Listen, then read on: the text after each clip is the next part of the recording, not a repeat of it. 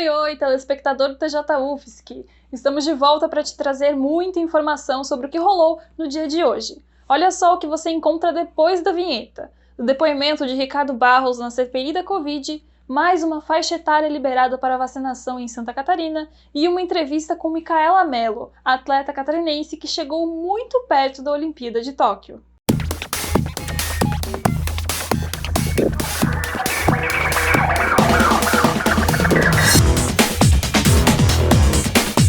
E hoje a sessão da CPI terminou cedo. O depoente do dia foi Ricardo Barros, líder do governo na Câmara dos Deputados. Antes da sessão começar, foi quebrado o sigilo do contrato sobre a compra de 400 milhões de vacinas adquiridas entre o governo federal e a farmacêutica Covaxin.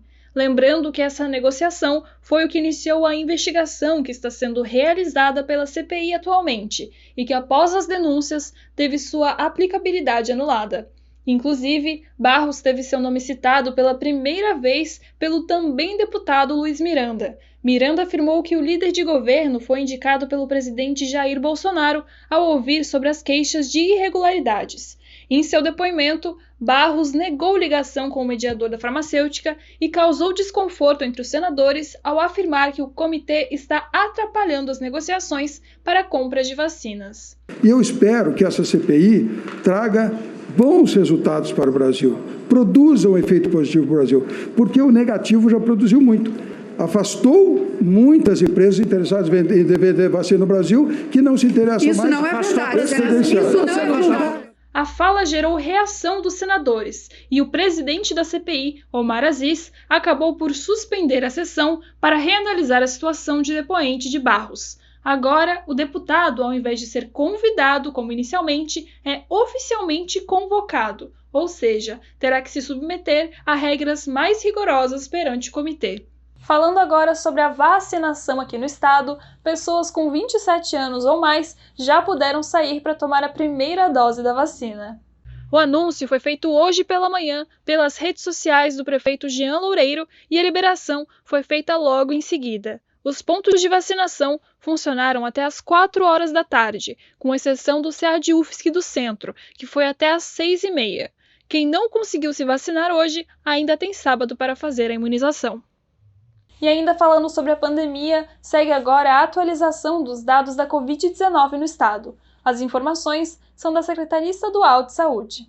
Desde o início da pandemia, foram registrados 1.130.282 casos confirmados de contágio.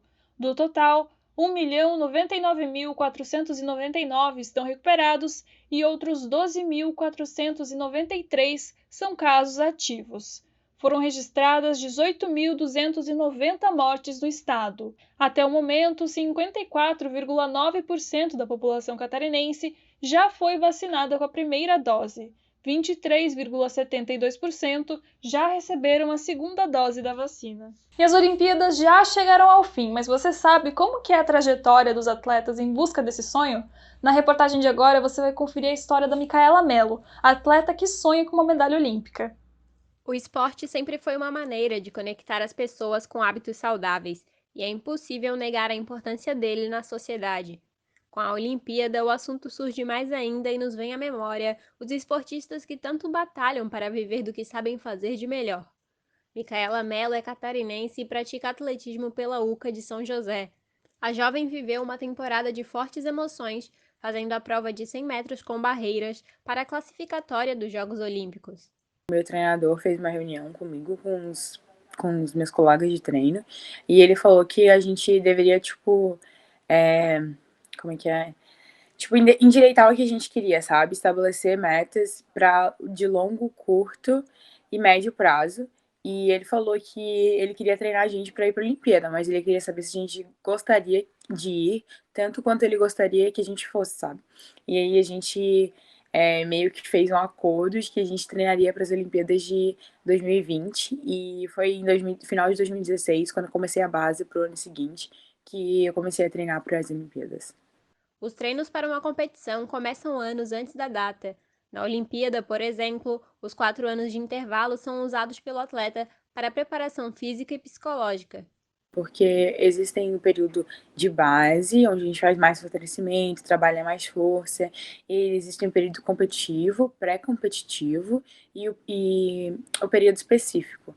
No período de base, o período pré-competitivo e específico, geralmente eu treino 2 vezes na semana, 2 vezes ao dia, e até sábado. E no período competitivo eu treino geralmente 1 vez na semana.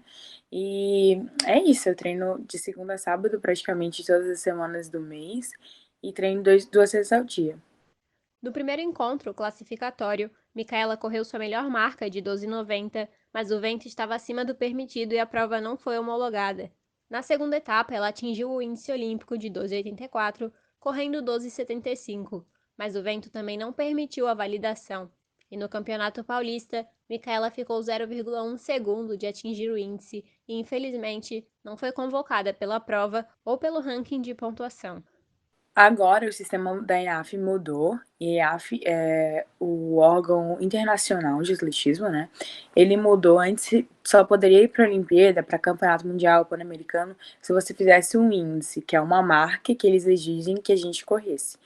E agora existe também a possibilidade de os atletas irem por pontos.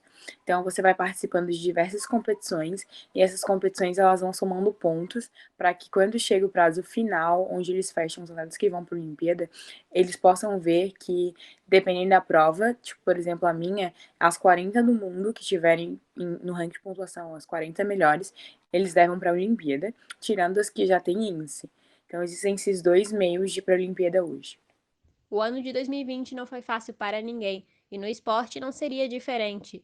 Os atletas tiveram que mudar sua rotina regrada de treinos durante a pandemia, que começou no ano olímpico e acabou adiando a competição.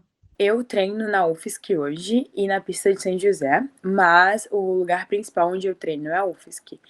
A UFSC fechou em março, então, de 2020, né? Então, isso foi algo bem complicado, porque a gente já estava começando a iniciar as competições, então a gente estava num período bem específico de treinamento e ficar sem a pista foi bem complicado, sabe? Então, depois eu ganhei algumas semanas de férias, digamos assim, né? Até ver onde, né, queria se dar a pandemia para depois eu voltar a treinar. Só que foi bem complicado porque eu tive que improvisar muitos meus treinos em casa, na rua, tudo mais, e eu não consegui fazer tudo que eu faria se eu estivesse na pista, por exemplo, ou numa academia. Então foi bem complicado. E aí depois a UFSC abriu em novembro também, pra gente, que as competições retomaram. Então eu tinha um Troféu Brasil, que era a competição mais importante que eu teria naquele período. A UFSC abriu uma semana, 2 semanas, na verdade, e funcionou apenas 2 semanas e depois fechou novamente. Então, eu passei por todo esse processo de novo, de ter que me ajustar e não treinar numa pista sintética no ano de 2021, porque a UFSC não estava funcionando normalmente, sabe? Então, foi bem complicado, foi um ano que a gente teve que se reinventar mesmo para continuar treinando no nível que eu precisava para chegar perto da Olimpíada ou até mesmo ir para a Olimpíada. E no meio disso tudo, os atletas ainda enfrentaram um ano sem renovação dos contratos do benefício Bolsa Atleta. O programa do Ministério do Esporte Brasileiro foi criado em 2005 e patrocina individualmente atletas de alto rendimento em competições nacionais e internacionais. O edital era lançado com base nos resultados do ano anterior. Os atletas se inscreviam e recebiam um benefício por 12 meses. Na pandemia, 2 editais foram unificados. A Bolsa Federal, ela teve um grande problema que ela teve um corte, né? Que a gente ficou um ano sem. A gente perdeu um ano de bolsa, pra ser sincero. Eu iria pedir a minha bolsa de 2019 e no ano de 2021 eu iria pedir a bolsa 2020 e o governo deu a opção para a gente pedir apenas uma, escolher entre 2019 e 2020. Então, hoje eu não estou sendo afetada, mas futuramente eu vou, né? Porque é um ano que eu treinei, que eu me dediquei, que eu fui pra competição, que eu dei meu melhor e não vou receber esse dinheiro. Agora, a Micaela vai estudar nos Estados Unidos e sabe o desafio que tem pela frente em busca do seu sonho.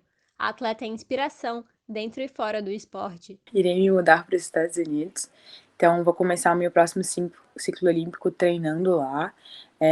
Como eu falei, eu recebi uma bolsa de estudos. Em novembro do ano passado, eu assinei meu contrato com a Universidade de Washington. Eu estou me mudando para lá.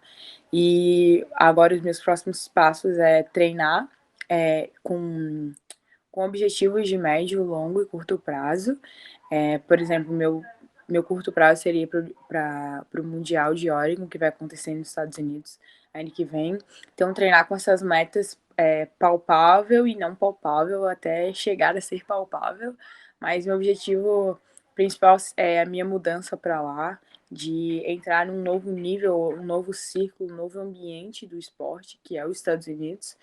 Então, acho que a minha maior expectativa é estar lá e estar treinando bem, estar treinando com os melhores.